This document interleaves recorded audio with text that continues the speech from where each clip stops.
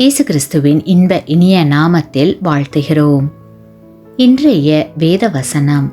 அதற்கு இயேசு, நானே வழியும் சத்தியமும் ஜீவனுமாய் இருக்கிறேன். யோவான் 14 அதிகாரம் 6 Today's Bible verse. Jesus said to him, I am the way, the truth and the life. John chapter 14 verse 6. தேவனால் மீட்படைந்து சொர்க்கத்தில் என்றென்றும் ஆனந்தமாய் அவருடன் வாழ்வது யாருக்குத்தான் பிடிக்காது? இவ்வுலகில் வாழும் காலமெல்லாம் தேவனின் அரவணைப்பு, கவனிப்பு, விசாரிப்பு இவற்றை விரும்பாதவர் யார்? அப்படியானால் மீட்படைய வழி என்ன? முதலாவது, நாம் நமது உண்மையான நிலையை ஒத்துக்கொள்ள வேண்டும்.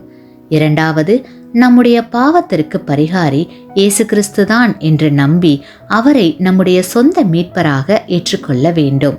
மூன்றாவது, நமது உள்ளத்தின் நம்பிக்கையை அறிக்கையிட வேண்டும்.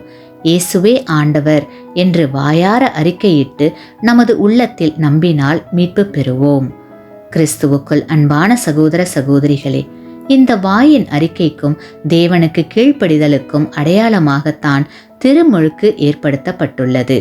நம்பிக்கை உள்ளவனாகி திருமுழுக்கு பெறுபவன் மீட்படைவான். ஆமேன். நீங்கள் பெற்ற இந்த ஆசீர்வாதத்தை மற்றவர்களோடு பகிர்ந்து கொள்ளுங்கள்.